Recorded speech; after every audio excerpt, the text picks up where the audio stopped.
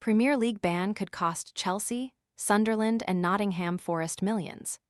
Three Premier League teams are poised to start the 2026-27 season without front-of-shirt sponsors after falling to navigate the market in the wake of a ban on gambling companies.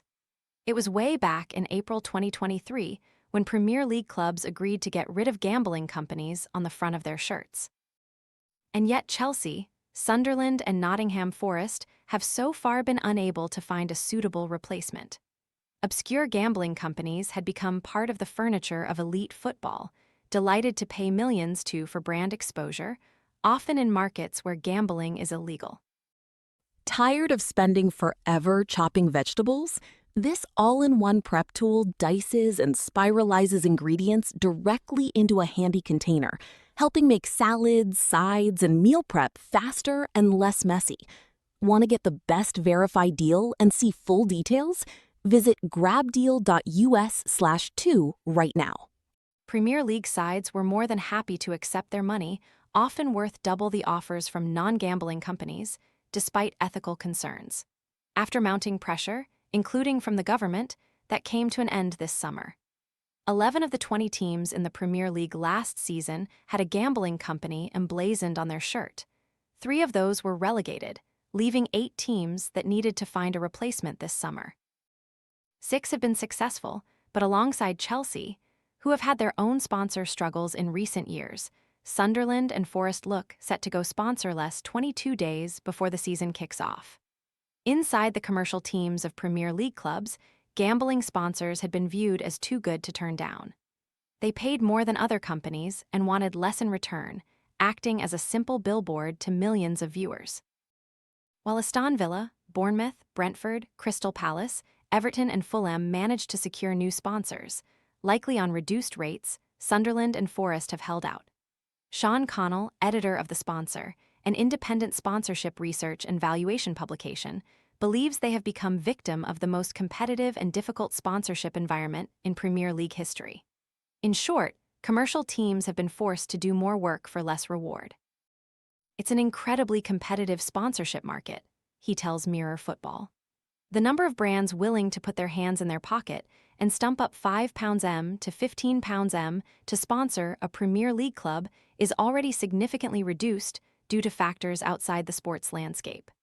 Sponsors are under incredible amount of scrutiny to justify their expenditure. Then there's an unusually high number of teams in the market looking for a sponsor.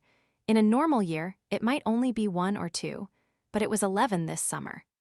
The gambling ban has taken what was already a shrinking pool of sponsors and removed a healthy chunk of those. It's created what I believe is the most competitive and difficult sponsorship environment that Premier League clubs have ever faced. The gambling ban has been looming for over 3 years, and Connell believes some have been guilty of failing to burying their heads in the sand. Mirror Football contacted Chelsea, Sunderland, and Nottingham Forest to request comment. The profits and revenue have been so much greater than they would have been that nobody has taken any meaningful strides to address this, Connell says. They have continued to take the money while the sun shone. Now some like Forest and Sunderland are in a difficult position. I think the clubs have been waiting to see what the highest possible deal is at the last possible moment. For some clubs, that strategy worked out. For others, like Sunderland and Forest, they have presumably determined that the value of the deal on the table is not adequate and that holding out rather than underselling is the best strategy. Chelsea's situation is different. Remarkably, the Blues have not had a permanent front-of-shirt sponsor since their deal with 3 ended in 2023.